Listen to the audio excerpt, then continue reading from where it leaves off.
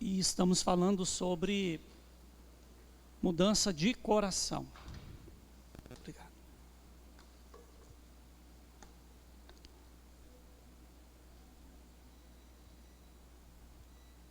Para mudar o coração,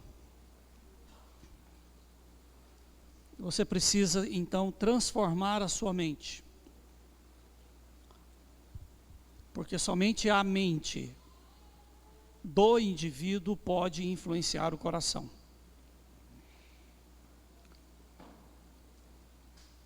Abra sua Bíblia comigo em Hebreus, capítulo 12, os versículos 11 ao 13.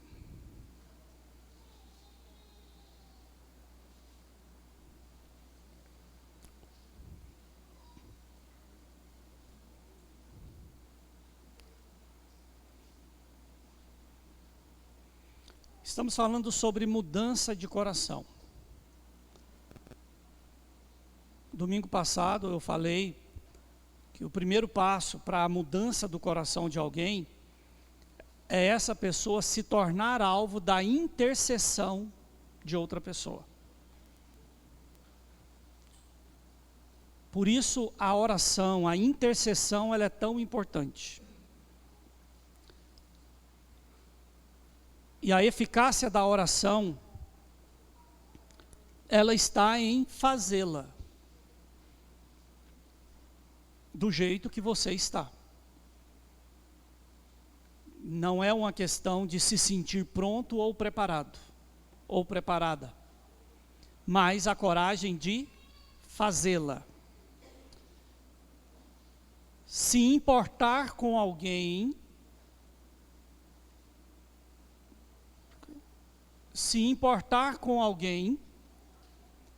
porque Deus direcionou esse importar, e não porque você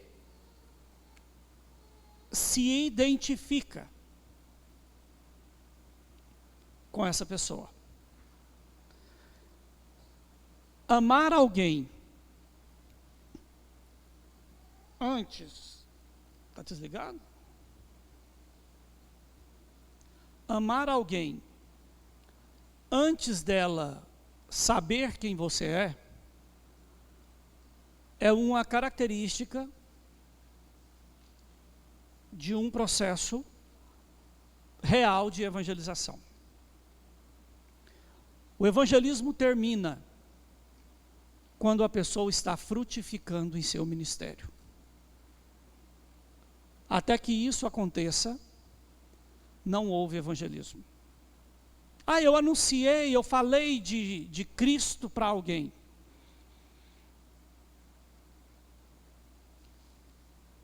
Eu levei essa pessoa a conhecer a Bíblia. Eu levei essa pessoa a ter temor de Deus, medo de Deus. E aí tem um versículo na Bíblia que diz que o diabo teme a Deus. Teme que treme, mas não obedece. Não obedece. Apresentar alguém e conduzi-lo ao caminho da evangelização, o caminho da salvação, sem se importar com as mudanças que acontecem em relação ao mundo, em relação à pessoa, em relação aos relacionamentos, é um ato de extrema irresponsabilidade. É um processo que precisa de início, de meio e de fim. E como que eu vou saber, pastor, que Deus estava no meio desse processo? Se quando chegar a hora de você se retirar, outra pessoa assumir a responsabilidade por essa alma. A alma que se perde, a alma que se revolta, a alma que envergonha a igreja por falta de cuidado, por falta de cobrança, por falta de apoio, ela é um problema. Pastor, mas tem muita gente que afasta da igreja. A maioria é porque nunca veio pelas razões certas. Ela veio por algum tipo de necessidade de relacionamento social, sem compreender o que implica na mensagem do Evangelho. E para a mensagem do Evangelho ter efeito na vida de alguém, ter um efeito na sua vida, é necessário que haja uma mudança no coração da pessoa. E esse é um processo violento, é um processo agressivo, é um processo que mói a pessoa de dentro para fora. Hebreus capítulo 12, dos versículos 11 ao 13, nos diz assim: toda disciplina, com efeito, no momento não parece ser motivo de alegria, mas de tristeza. Depois, entretanto, produz fruto pacífico aos que têm sido por ela exercitados, fruto de justiça. Por isso, restabelecei as mãos descaídas e os joelhos trôpegos, e fazei caminhos retos para os pés, para que não se extravie o que é manco, antes seja curado. No processo de mudança de coração, excepcionalmente exigirá a exposição dos seus erros e fraquezas.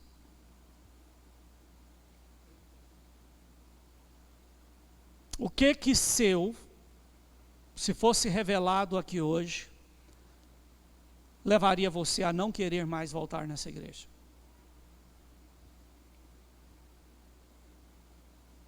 Aconteceu algo comigo e isso veio à tona. Alguém comentou e a igreja ficou sabendo e eu não queria que ficasse sabendo. O que de você, que se fosse revelado aqui agora, você talvez nem esperaria terminar o culto e nunca mais voltaria aqui?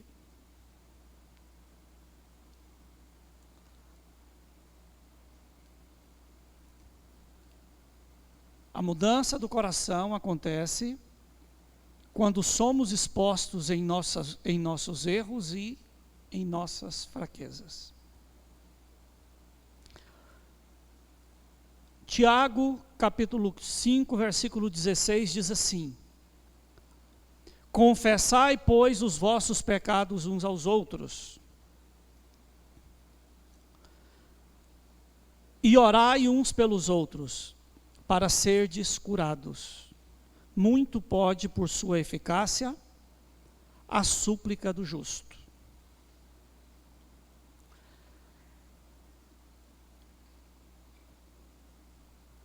Você fala assim: pastor, eu quero encontrar os piores crimes sexuais.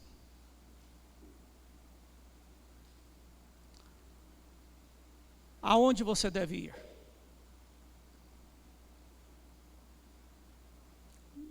Chega um ponto que você fala assim: olha, eu quero ir aonde acontecem os piores crimes sexuais, os hediondos, os horrorosos. Aonde você deve procurar esses crimes? Em meio aos religiosos.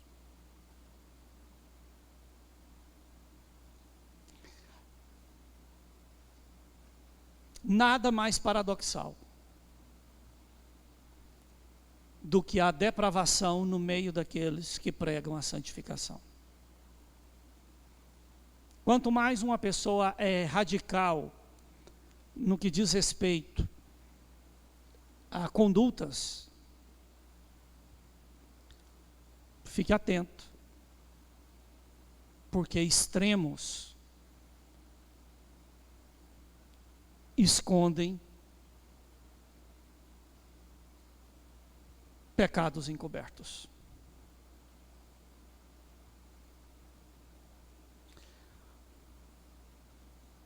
Pastor, mas pedofilia, estupro de vulnerável, adultério, homossexualismo, sodomia. Isso é de quando? Desde sempre. Desde que o mundo é mundo. Isso existe. Isso existe. Ah, então é normal? Não, não é normal. Por causa dessas incoerências e o desejo que o mundo tem de enfraquecer as igrejas, o maior ambulatório medicinal do mundo foi abandonado, que é o confessionário.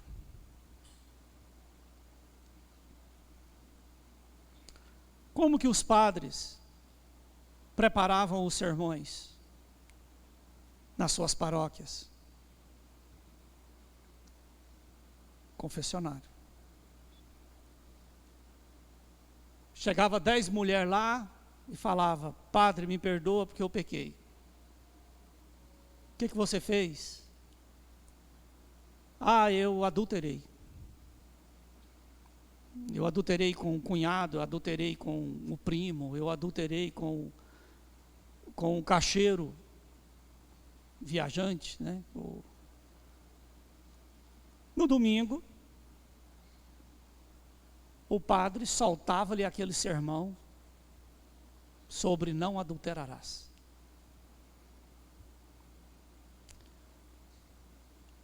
E com isso ia regulando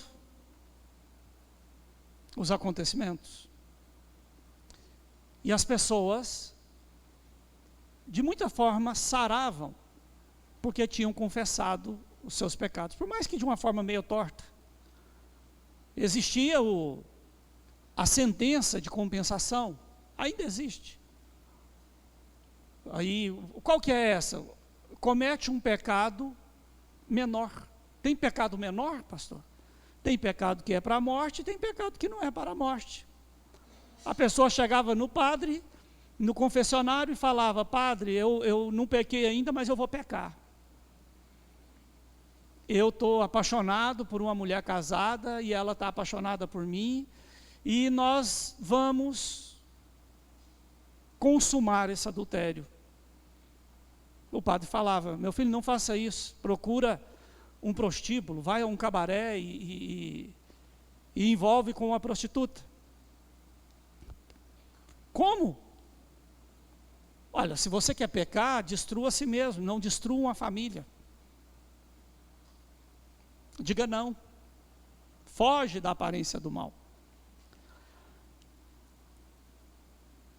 As igrejas, como um todo, elas perderam esse poder de cura, porque pecados confessados passaram a ser armas para usar contra as pessoas, indiscriminadamente, covardemente.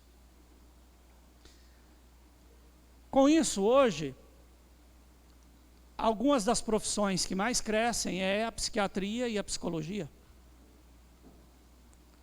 porque as pessoas vão até elas para poder falar das suas mazelas. Algumas vão para se drogar licitamente, outras vão para buscar um afago. Porém, isso não substitui a confissão, porque a confissão, ela exige retratação, ela exige penitência, ela exige responsabilidade. E isso, somente o sacerdócio tem autoridade para perdoar pecados e para reter pecados. A igreja tem poder para isso. Não, pastor, tudo é homem, comedor de arroz com feijão, que não sei o que, que não sei o que. Não. Arão pecou contra Moisés? Contra Deus? Ele foi punido? Como? Com o quê? Lepra, o símbolo do pecado, da imundície. Punição severa. Ele foi curado? Os filhos de Arão cometeram sacrilégio dentro do Santo dos Santos? Foram executados? A glória de Deus os matou imediatamente. E qual foi a ordem de Deus para Arão? Que Deus falou com Moisés e mandou Moisés ir lá falar com o irmão. Diz para Arão o quê? Se alguém da sua casa chorar pelos filhos desobedientes que morreram, vou matar todos. Pesado, né? Mas mesmo assim, a descendência de Arão foi escolhida para o sacerdócio? Da tribo de Levi, que começou com a descendência de Arão? Por quê? O sacerdócio não está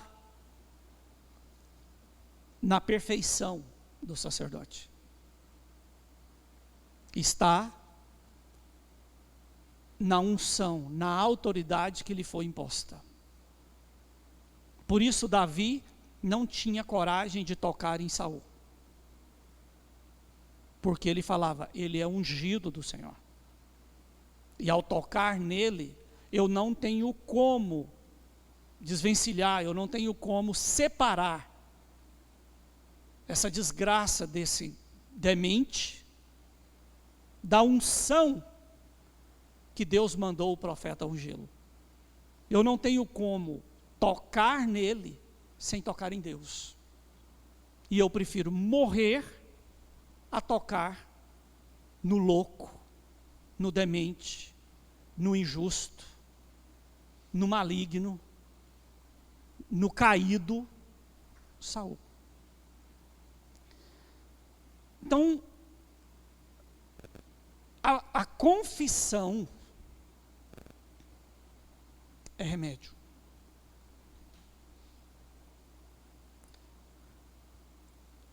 Pastor, mas se eu confessar, eu vou ser responsabilizado. Vai.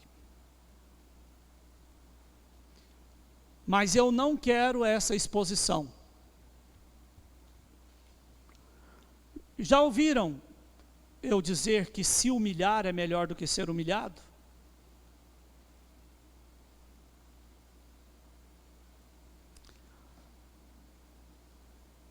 Confesse e assuma o controle da consequência.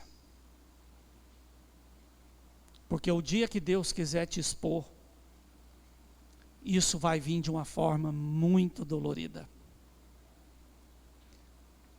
E se isso não acontecer nessa vida, pastor?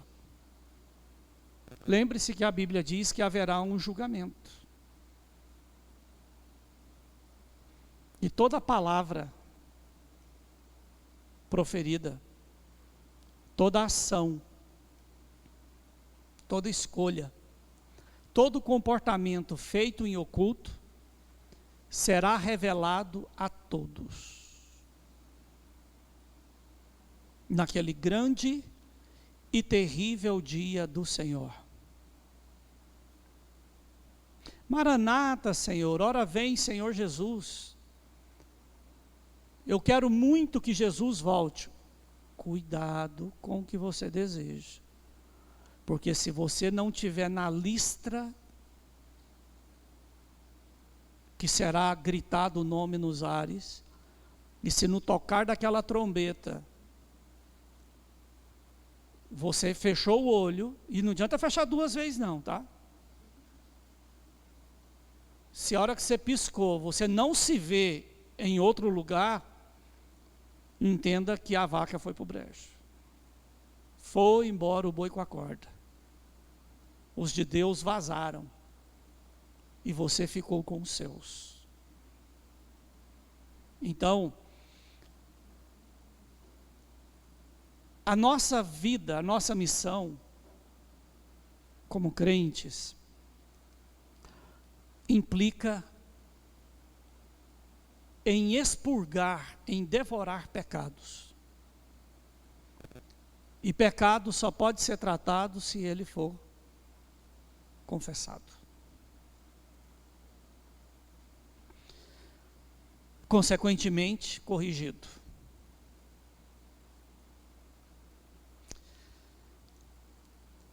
O coração muda quando a mente se molda e se fortalece pela verdade e convicções que se tornam em pensamentos dominantes. Os ensinamentos bíblicos são suficientes para proteger qualquer mente e coração. O problema é que, na maioria das vezes, as verdades bíblicas são ignoradas até que se tornem consequentes. Quantas vezes eu já ouvi uma frase que me irrita?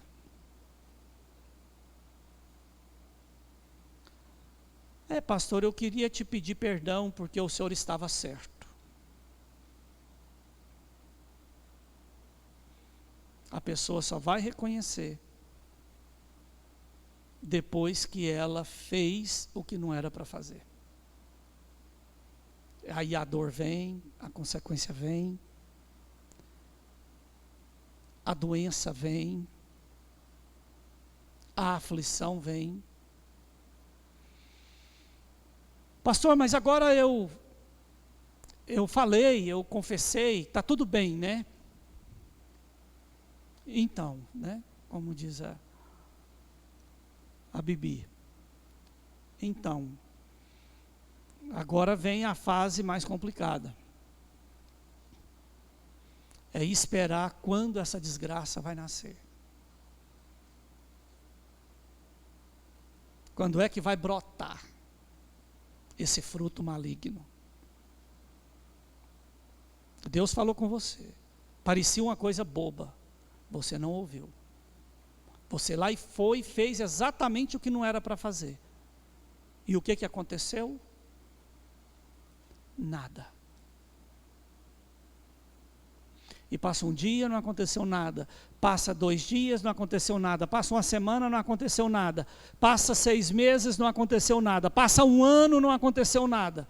Passa 2 anos, não aconteceu nada. Você esquece. Você nem lembra. Mas de repente aquilo nasce, aquele monstro. E aí você vai, Senhor, por quê? E a igreja vai orar e pedir, Senhor, abençoa, e nada acontece. Por quê? Porque é consequência de desobediência.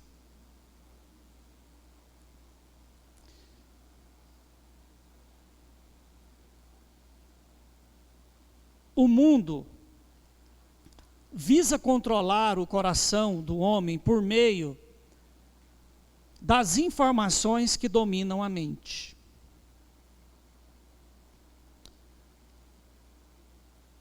Televisão é um antro de gente errada, de gente mundana, de gente sem vergonha e com um alto nível de sociopatia. E alguns até, talvez, já desenvolvido algum tipo de psicopatia. Quem lida com mídia permanente, sabe que a verdade ela é relativa. E se falar em uma mentira e insistir nela, logo as pessoas vão comprar aquilo como certo, como normal. E quando mídia insere no meio da sociedade um determinado tipo de informação, ela sabe exatamente o que está fazendo. Está doutrinando mentes para conquistar corações. Porque uma vez que o coração é vencido por um subconsciente mundano,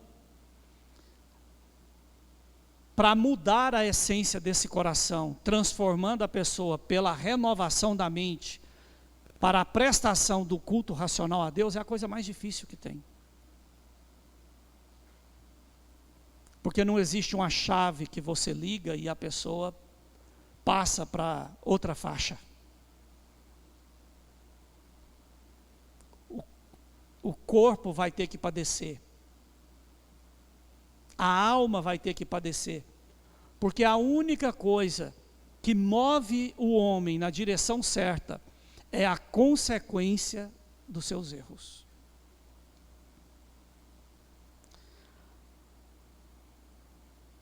O mundo visa controlar o coração por meio das informações que levam a dominar a mente.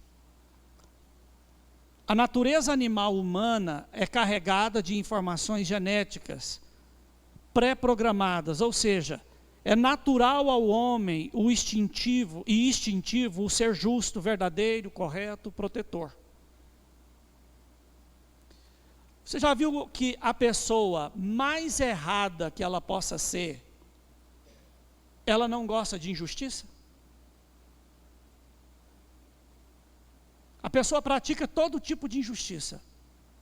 Mas quando ela vê uma injustiça, alguém comentando de uma injustiça, ela se encolera, ela se revolta?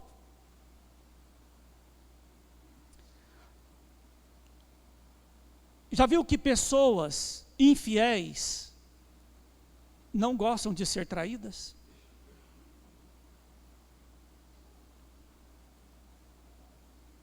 A pessoa trai todo mundo. Mas se ela sentir que foi traída de alguma forma, ela se encoleriza. Por quê, pastor? Porque por mais que o homem escolha fazer o errado, a natureza dele é contrária a isso. Por isso a Bíblia fala que a natureza geme, ela suspira, ela grita pela redenção de Deus. Porque o DNA de Deus, façamos o homem à nossa imagem e semelhança. O DNA de Deus na confecção do homem, dentro de você, grita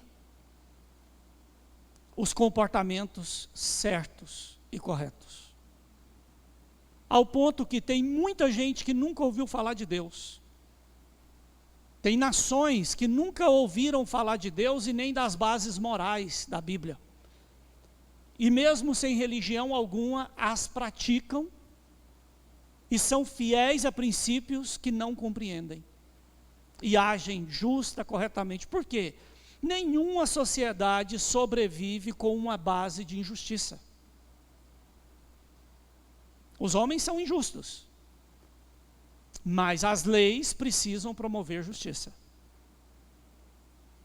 Mesmo que quem a aplica seja o mais errado da face da terra. Essa natureza herdada de Deus, por sermos feitos à sua imagem e semelhança, nos faz sentirmos culpa por tudo aquilo que fazemos de errado. Mesmo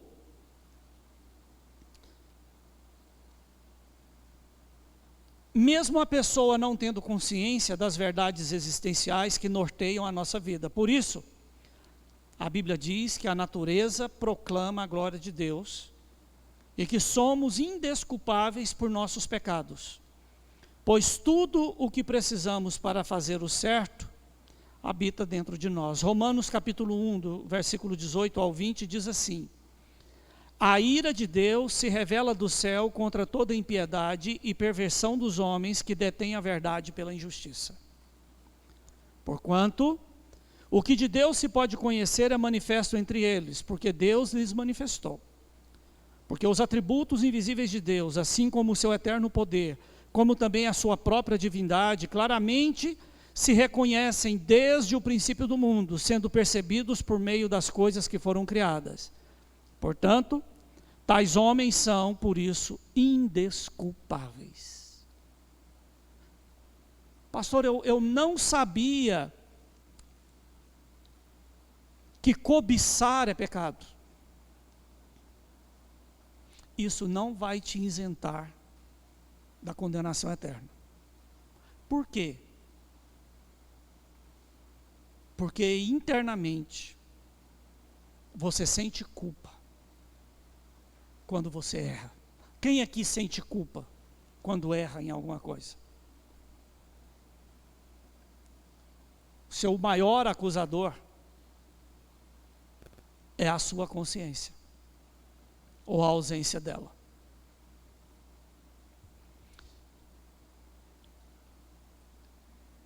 Deste modo, o maior trunfo do mundo sobre os homens é explorar a sua culpa e o medo de ser exposto publicamente.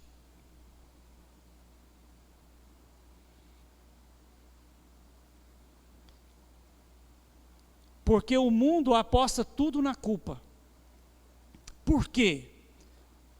Porque ele sabe que na maioria das vezes o homem prefere a morte e a condenação a enfrentar as consequências de confessar os erros e pecados.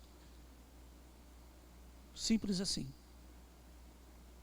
Alguns anos atrás pediram para mim orar com uma mulher crente. E eu estive com ela no leito de morte dela. Eu acho que queriam que eu fosse dar uma extrema-unção, uma coisa assim. Porque a hora que eu cheguei lá, que eu vi ela, eu falei,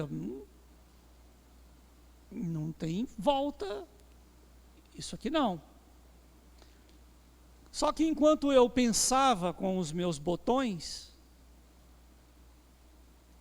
o Senhor falou comigo, o Espírito Santo falou comigo, se ela quiser,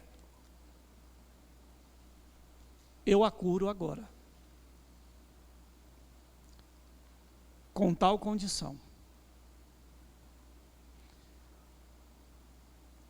Eu pedi à pessoa que estava comigo, que era uma parente, para sair do quarto. Ela saiu, eu falei, você quer viver ou você quer morrer?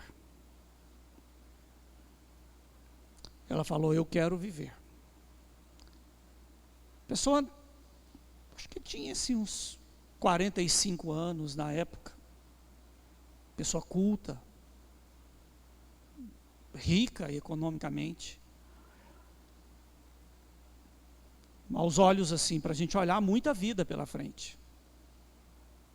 E eu falei assim, olha, existe uma condição. Ela falou, qual? Que você confesse o seu pecado e se responsabilize por ele. Ela falou, pastor, eu quero morrer. Eu falei, você vai morrer. Então o senhor ora por mim? Eu falei, não. Não tenho nada que eu possa falar ou fazer ou orar. Porque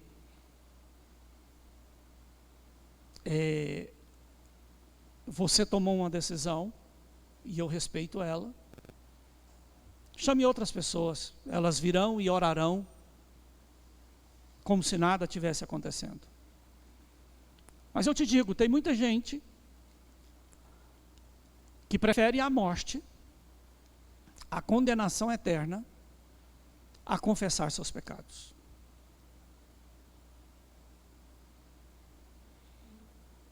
A arrepender-se publicamente. Por que que a salvação implica em um miserável levantar a mão publicamente e falar, eu aceito Jesus como Senhor e Salvador? Exatamente porque essa é a condição que revela que a pessoa de fato foi alcançada pelo Espírito Santo. Quem não foi, não tem essa disposição, não consegue, não faz. Mas aquele que quebrantou, aquela que quebrantou o coração, grita dentro dela a vontade de confessar publicamente Jesus como o Senhor e Salvador da sua vida. Por isso eu não gosto de apelo. Porque apelo é um incentivo, é um facilitar para o hipócrita fingir uma conversão que não existe. Porque quando a alma grita, a boca fala. Ela fala e se desespera. Então, o mundo sabe que o homem prefere a morte ao arrependimento. E ele aposta tudo nisso. A mensagem do Evangelho leva o quê? O homem a quebrar esse orgulho e a se expor. A dizer, eu pequei. Eu estava errado. Parece uma coisa tão tola. Mas o poder para a salvação da cura passa por isso. Lembra o texto que nós lemos? Para que haja perdão, você precisa perdoar. O que aconteceu com aquele homem que teve os seus 10.000 denários perdoados e ele não quis perdoar o outro que devia muito menos? É porque ele não compreendeu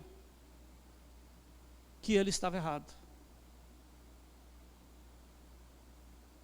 Ele não se arrependeu.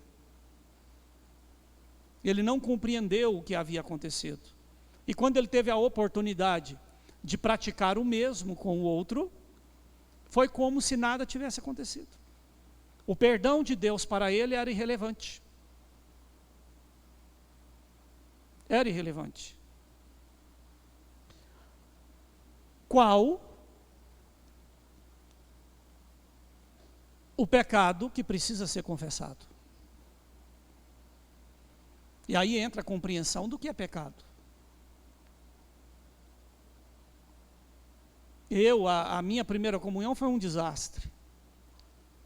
Eu não aprendi a fazer as rezas que precisava, vivi em conflito com a freira, e aí chegou na hora de confessar, 9 anos de idade. Está lá eu em frente àquele homem, ele olhando para mim, eu olhando para ele, e ele falava, confessa. Confessar o quê? Pensando, né? E eu procurando assim. Aí do nada eu lembrei, eu falei, eu matei uma rolinha. Ele falou, então reza tantas Ave Maria, aquilo outro, tal. Eu falei, ufa.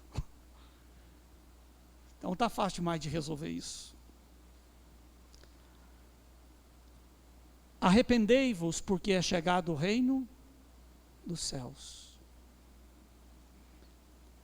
Pessoas morrem por não aceitarem a correção de Deus. Tem uma história que contam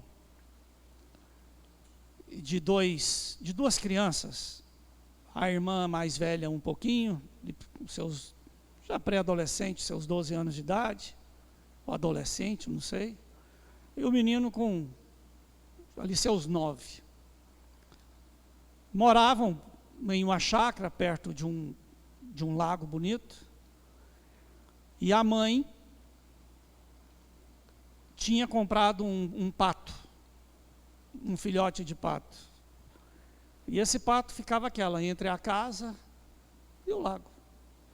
Um dia chegaram da escola, o menino foi dar uma volta de bicicleta, passou por cima do pato e matou. E ele olhou para um lado, olhou para o outro, não viu ninguém, correu e enterrou o pato. Só que a desgramada da irmã viu. E a hora que chegou de noite, ela falou assim, ó, se você não lavar as vasilhas e fazer o meu dever de casa, eu vou contar para a mamãe que você matou o pato dela. E escondeu. E o menino pensou, falou, pode deixar. Foi lá, lavou a vazia, lavou as vasilhas, fez as tarefas, o que pôde da irmã. E aquilo foi 1 dia, 2 dias, 3 dias, a hora que inteirou uns 15 dias. Aí ele surtou com aquilo. E chegou em casa já chorando, e a irmã, eu vou contar para a mamãe. Correu para a mãe dele e falou, mãe, eu quero confessar um negócio para a senhora. Fala, filhinho, né? Eu quero confessar que eu matei o pato da senhora. Falou assim, eu sei, eu vi, eu estava na janela a hora que você passou em cima dele. Mas ele ficou dias escravo de acusação e medo de ser exposto a alguém que já sabia de tudo. O que a mãe estava esperando? Que ele se responsabilizasse pelo que fez. E isso é o que Deus espera de mim e de você. A mudança do coração implica em você ser exposto em seus erros e fraquezas. Ao errar, se o seu instinto é esconder, você vai sofrer.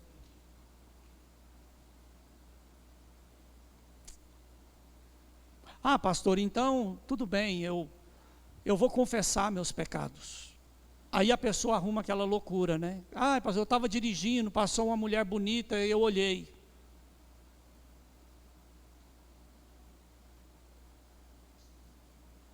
Você tinha olhos? Tinha. Estavam saudáveis? Estavam. E o que você fez com essa informação? Não, eu só olhei. Aí a pessoa também chega a um ponto da estupidez que quer confessar tudo. Um dia chegou uma pessoa para mim, aqui em casa, junto com a prima da Lívia. E a pessoa veio juntamente com a outra, porque era pastor e sabia e a outra vinha porque eu ia orar por ela, tal.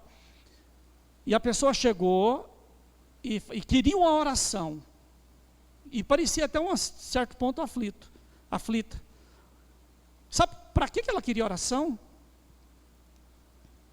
Para saber se era da vontade de Deus comprar um filtro ou não.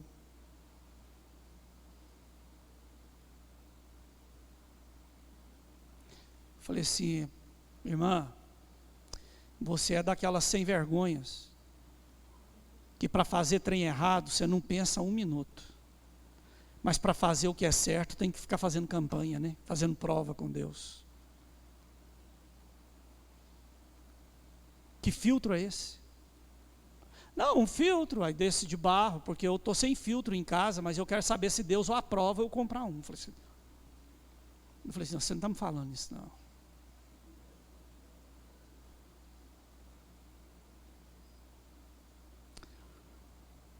Carência dos infernos, hein?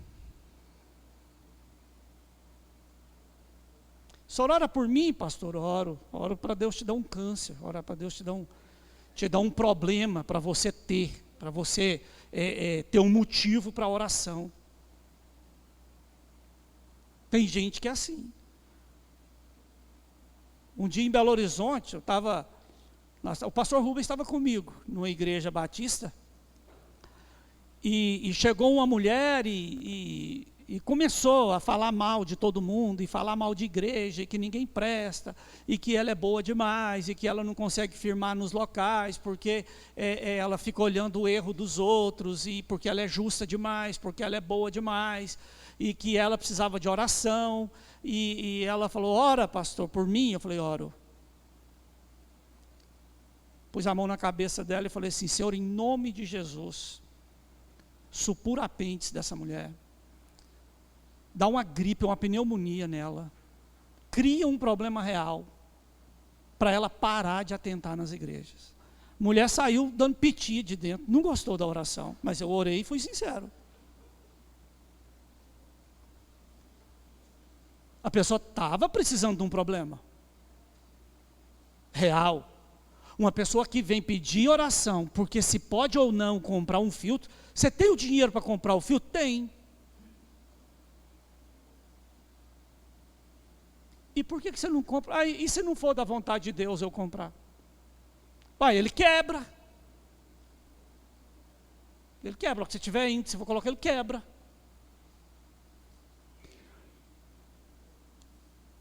Pecado é pecado, irmãos. A não ser que eu mate a rolinha dentro da gaiola do outro para poder implicá-lo. Não vai atrás de padre para confessar que matou rolinha, não. Aprende a entender o que é errado, o que é pecado de fato, e a se responsabilizar pelos seus erros.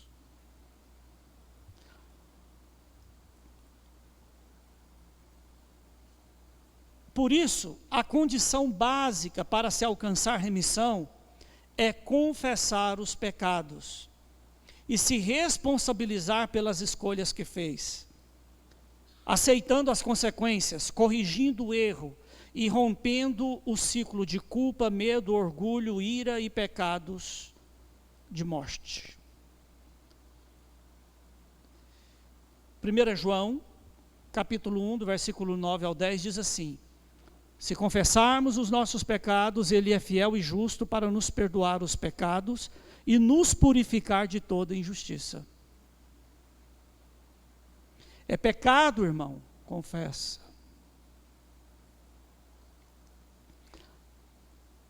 Ah, pastor,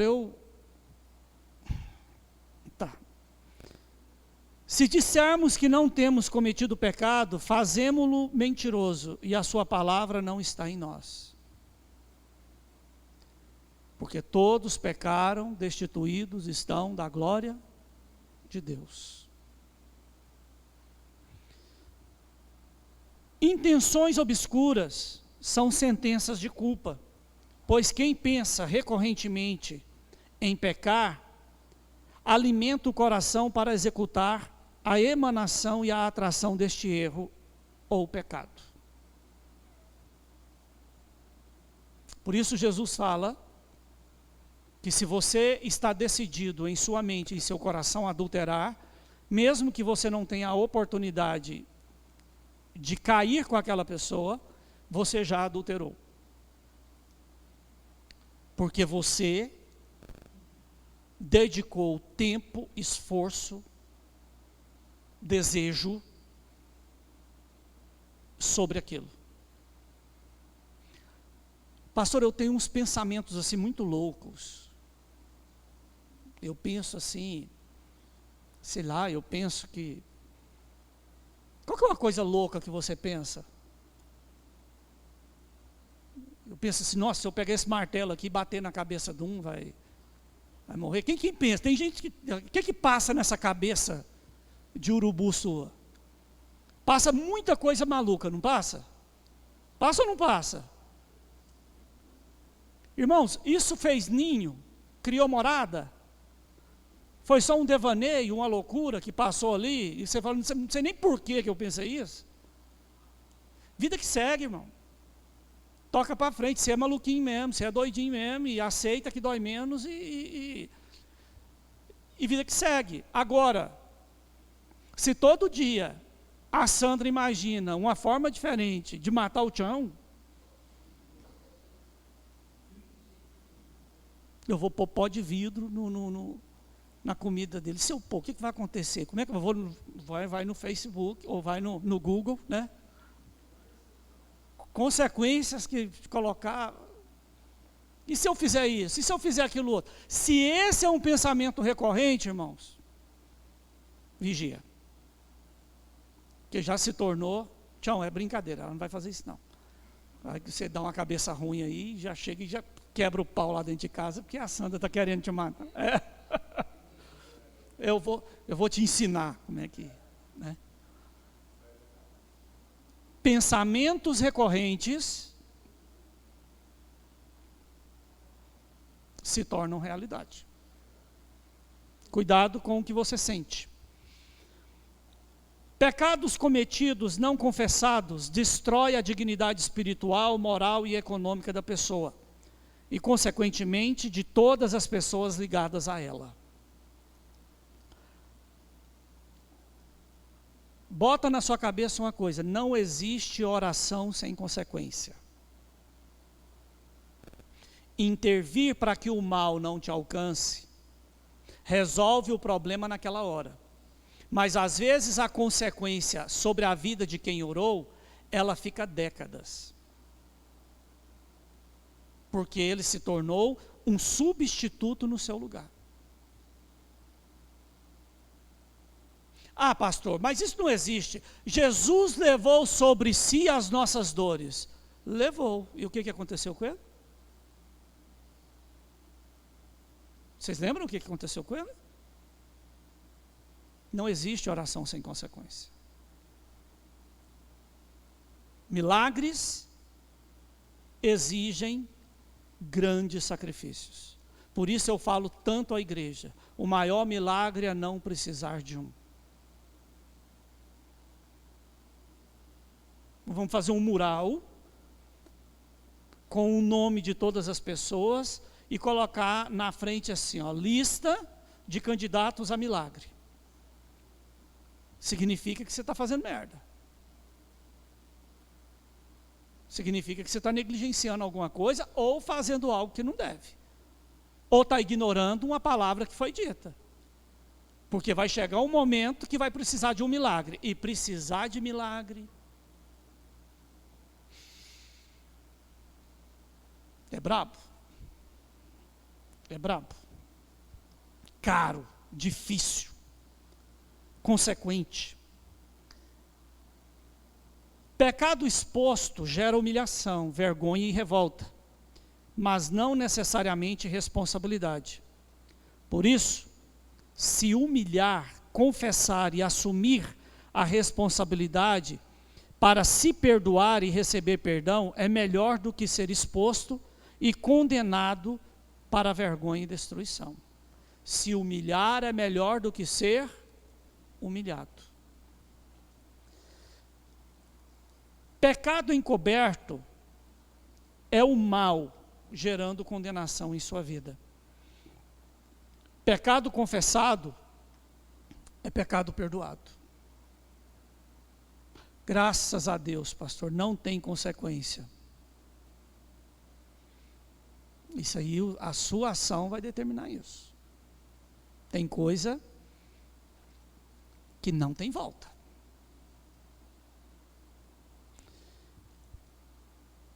E como não sofrer com a culpa? Busque a santificação bíblica, pois ela te afasta do pecado, da acusação e da morte. Buscai a santificação. Segui a paz com todos e a santificação. Sem o quê? Sem a qual ninguém verá ao Senhor. Tende paz.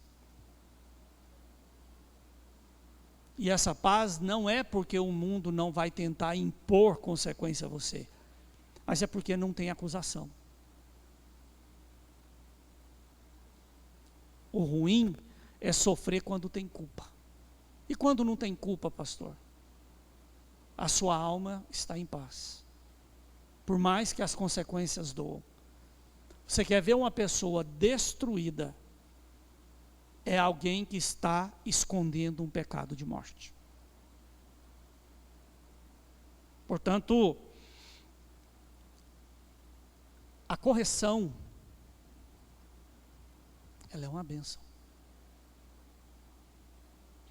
Alguém que te ama, se importa o suficiente para te corrigir, valorize isso. A Bíblia diz que é melhor a repreensão sincera do que o amor encoberto. Igreja, mais uma vez eu vou dizer, não é lugar de espetáculo. Na igreja se diz a paz do Senhor Jesus, graça e paz, paz de Deus, o que for. Igreja não se diz respeitável público. Um altar não é lugar de palhaços. Não é lugar de artistas. O altar é lugar de juízo. E se aonde você está não te responsabiliza, não te confronta, você não se sente acusado nos seus erros, esse local não está cumprindo o papel na sua vida. Pastor, eu quero ir na igreja para mim me sentir bem. Isso é bom. Mas antes de se sentir bem, a igreja precisa ser um local que gere correção na sua vida. Hoje vai ser tudo ruim, vai dar tudo errado.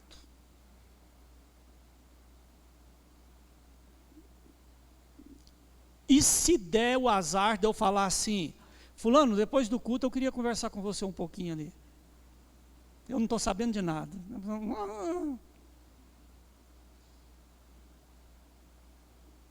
Um dia nós estávamos num churrasquinho, eu, a Lívia, o Tiago, o Neto, não sei quem.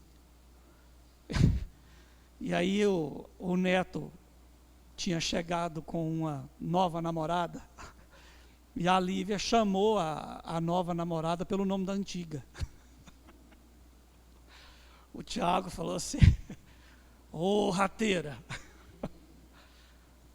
o que foi, Tiago? Eu estou esperando esse chão abrir aqui para me mergulhar aqui dentro de um buraco e não sair nunca mais. Tem dia que se a sua mente está tão acusada, que se alguém falar assim, ó, eu quero conversar com você, você fala, nossa, já descobriu.